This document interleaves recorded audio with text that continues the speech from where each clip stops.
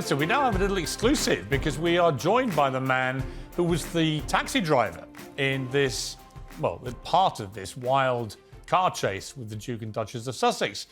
Sonny Singh, who was driving his yellow cab last night and picked them up and went off for 10 minutes and then brought them back, it seems, joins me now live from New York. Mr. Singh, thank you very much indeed for joining me. No problem. How are you doing? Could you tell me exactly what happened last night?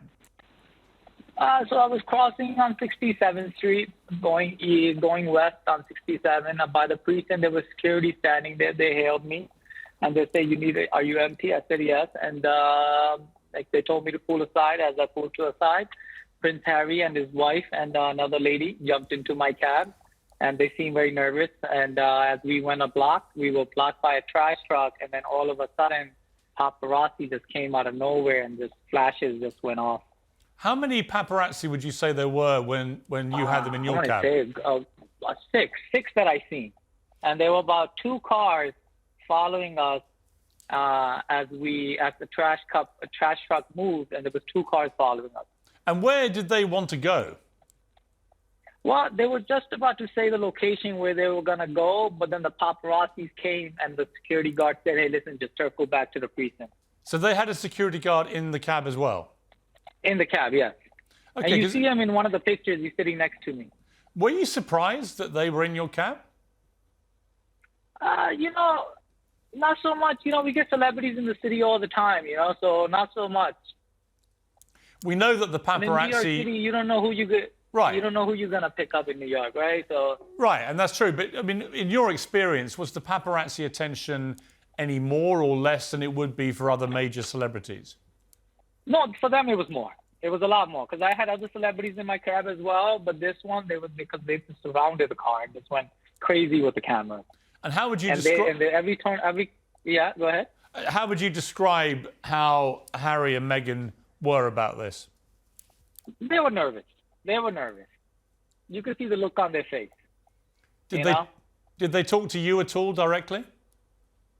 No, not as much. I mean, when they were exiting, they say, "What's your name?" And I said, "Sonny," and that's like, "Have a good night." And then they exited, and then they went back into the SUV again. It's been categorized that there was a 2-hour wild car chase through the streets of New York, but was the time that must have happened before me. So there was no like car chase when you were there. Not when they got into my cab. We just went around the block, and 2 cars were tailing us behind us with a camera, and that was it. And then you went back to where you'd actually picked them up. Yes, we went back to the precinct, and then they exited, and they thanked me, and I thanked them as well, and then they exited my car. Did they remember to pay you, Sonny?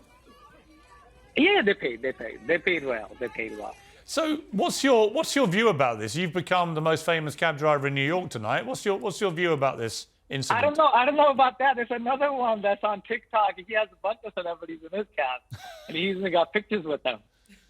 Do you think it's been overblown, this incident, or not? I don't know what they went through last night, right? Because I only had an interaction with them for 15 minutes, and they seemed very nervous while they were in my cab. Okay, well, Sonny, listen, I appreciate you joining me, the man at the centre of the storm, quite literally. I appreciate it. Thank you very much. It was a pleasure talking to you too. Right? All the best.